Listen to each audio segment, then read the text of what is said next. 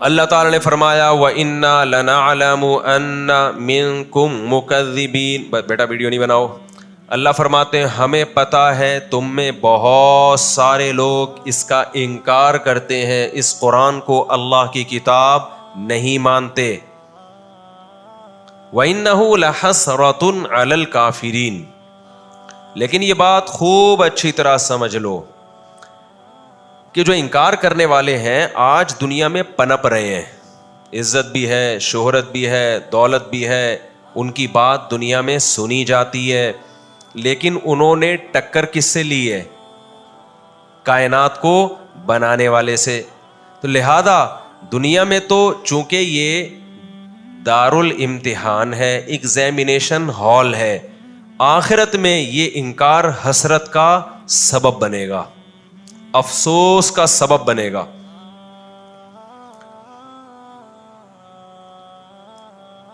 وَفَرِحُوا بِمَا عِندَهُم مِّنَ الْعِلْمِ. آپ کو پتہ ہے مذہب کا انکار ہوتا کیوں ہے؟ مذہب کا انکار ہوتا کیوں ہے؟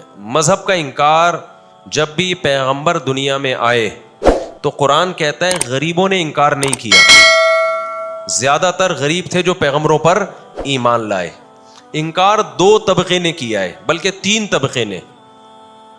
وَقَالَ الْمَلَأُ الَّذِينَ كَفَرُوا مِنْ قَوْمِهِ. قرآن میں یہ لفظ بہت ہے.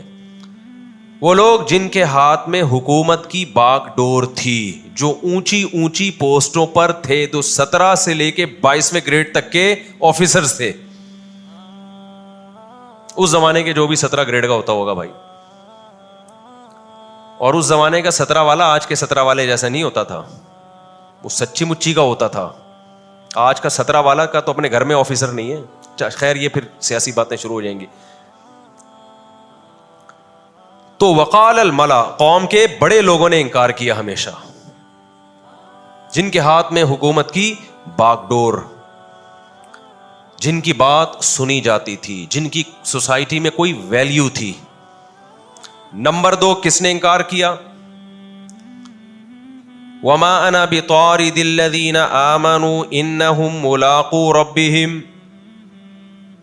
من ینصرنی من اللہ ان طردتہم. تمام پیغمبروں کو یہ کہا گیا مالداروں کی طرف سے کہ ان غریبوں کو آپ اپنی محفل سے نکالیں, ہم ان کے ساتھ بیٹھ کے آپ کی بات نہیں سنیں گے.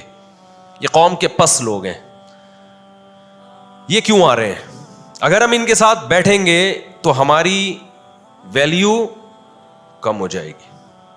ان کو ہٹا دیں, آپ ان کو نہ آنے دیں اپنی محفلوں میں, پھر ہم آپ کی بات سنیں گے. تو دوسرا کون سا طبقہ تھا جس نے انکار کیا؟ جس کے پاس دولت. سمجھتا ہے بات کو کہ نہیں سمجھتا ہے؟ میں نہیں کہہ رہا سب نے انکار کیا.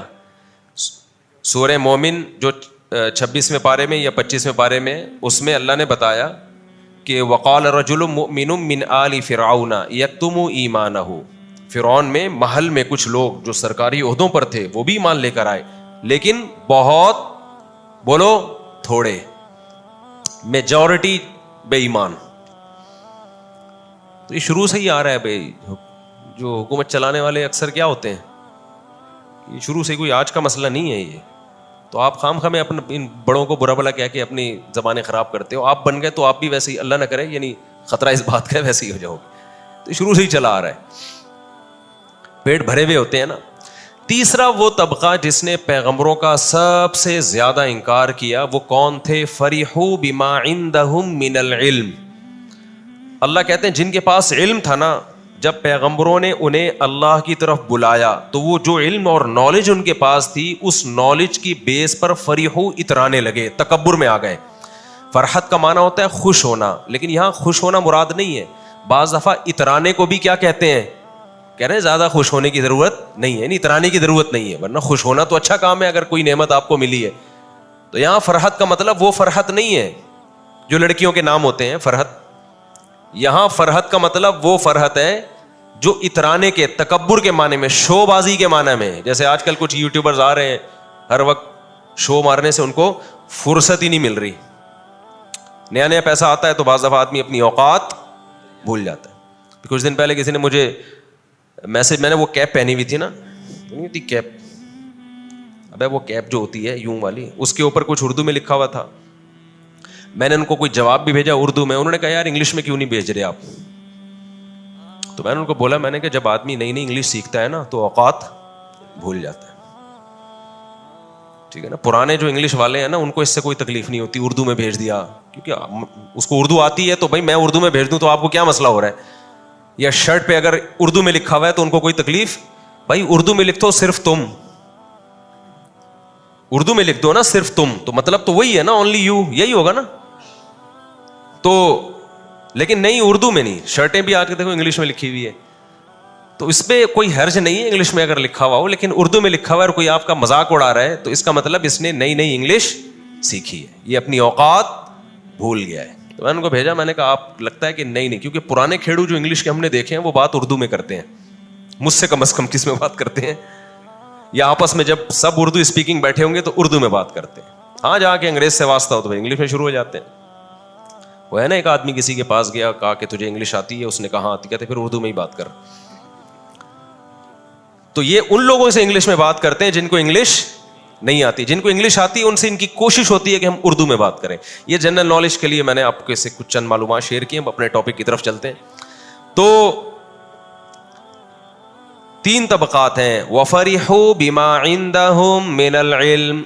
कुरान कहता है जब पैगंबरों ने दावत दी तो जिन कौमों के पास नॉलेज थी उस नॉलेज की बेस पे वो इतराने लगे, तकब्बुर में आ गए और उन्होंने पैगंबरों की दावत का इनकार कर दिया। कितने तबके हुए? जिनके पास नॉलेज, इसका मतलब जाहिल लोग ईमान ला रहे थे, यही मतलब हुआ ना। वो तबका जिसके पास दौलत थी, इसका मतलब गरीब ईमान ला रहा था। ज्यादातर गरीबों में भी काफिर भी थे, ऐसा नहीं है। जिसके पास ओहदा था वो काफिर था, इसका मतलब जिनके पास ओहदा नहीं है वो।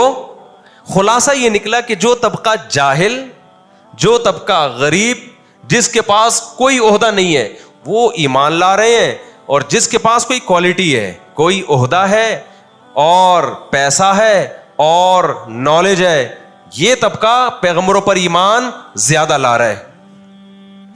अब ये तो हैरत की बात है यार।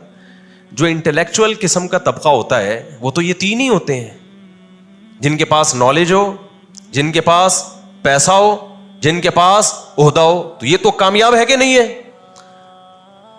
अबे भाई तुम्हारे पास ना पैसा है, ये देखो इसको हंसी आई है बच्चे को, इसको लगा कि इसकी बात कर रहा हूं मैं। तुम्हारे पास ना पैसा है, ना तुम्हारे पास कोई ओहदा है, ना तुम्हारे पास कोई नॉलेज है जिसकी बेस पे तुम्हें कोई अच्छी जॉब मिल जाए। इसका मतलब तुम दुनिया के नाकाम तरीन इंसान हो। क्या ख्याल है भाई? तुम तो दुनिया के नाकाम। तुम्हें तो मोटिवेशनल स्पीकर अपनी वर्कशॉप में भी नहीं बैठने देगा। तुम्हें तो मोटिवेशन चाहिए ना। अबे भाई मोटिवेशनल स्पीकर इसी तबके को तो कोशिश करता है उठा के ऊपर लाए, लेकिन मोटिवेशनल स्पीकर जब आपको उठा के ऊपर लाने की कोशिश करेगा तो वो भी फ्री फोकट में ये काम नहीं करता, उसकी भी फीस होती है। जब आप गरीब हैं तो आपके पास उसकी फीस के पैसे भी नहीं है। तो मोटिवेशन एक चीज थी जो आप में 3 में से 1 क्वालिटी पैदा कर देती, उससे भी आप महरूम। क्या मतलब? मौत तक इसी कंडीशन में रहना है आप, गरीब के गरीब, ठीक है ना। कोई ओहदा नहीं और कोई नॉलेज नहीं। हैरत की बात है यार, ये तो दुनिया का नाकाम तरीन तबका है।